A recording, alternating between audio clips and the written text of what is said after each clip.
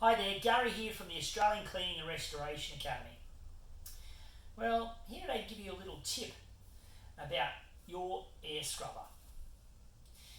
So, do you know how often to change your filters?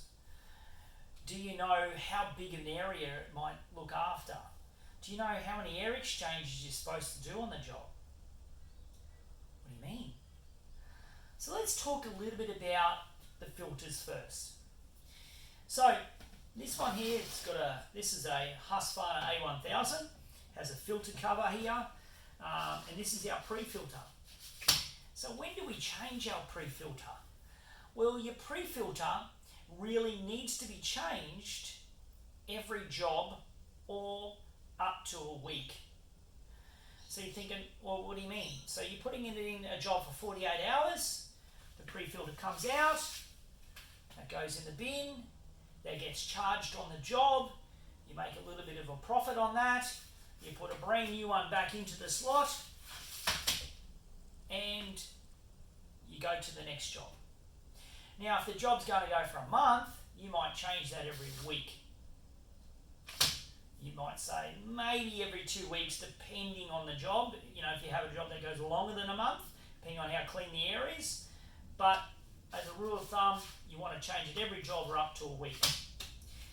And you've got the HEPA filter in here. Now this HEPA filter, this has an indication light on the back of the machine when the filters are starting to get a little bit blocked and the airflow is slowing down.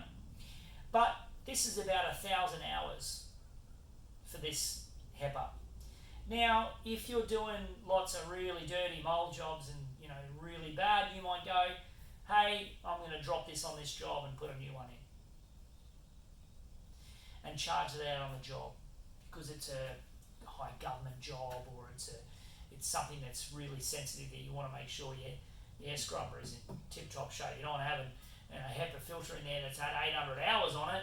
You might want to have something fresh in that job and charge it out on the job.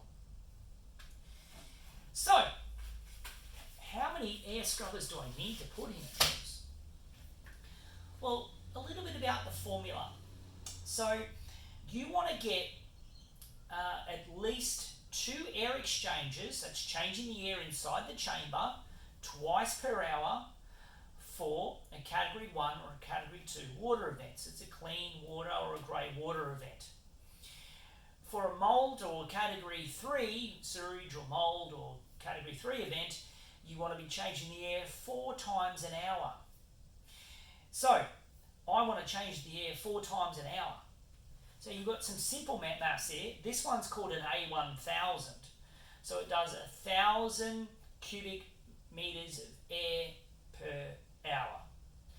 So if you put this in an area that's 1,000 cubic metres, it will change the air once per hour. So if I put it in an area that's 250 cubic metres, it's going to change the air 4 times an hour. So, other machines are done in CFM, cubic feet of air per minute. So there's a great easy formula for you to work this out.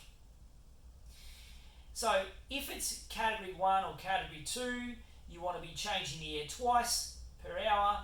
You do length, width and height of the drying chamber and you work out how big the cubic metres is of the drying chamber and you divide that by 0.9.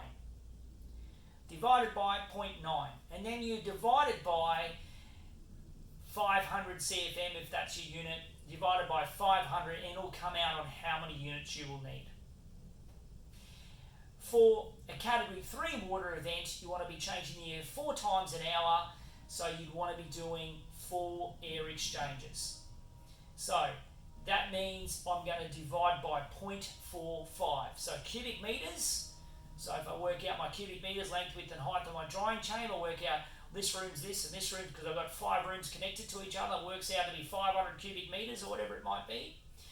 Then what you do from there is you divide that by 0.9 and then divide that by how many CFM your air scrubber might be. Sorry, divide that by 0.45 I meant to say, and then you divide that by what your air scrubber is CFM wise.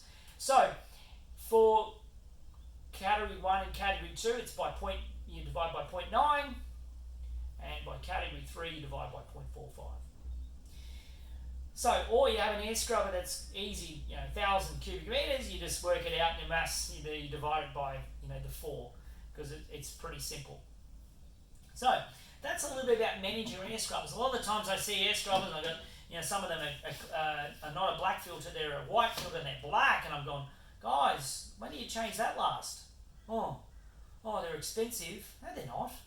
These are $7, $8 filters. Some of them are $15, some of them are $12. So at the end of the day, you don't get charged out on the job. So you're not paying for them anyway.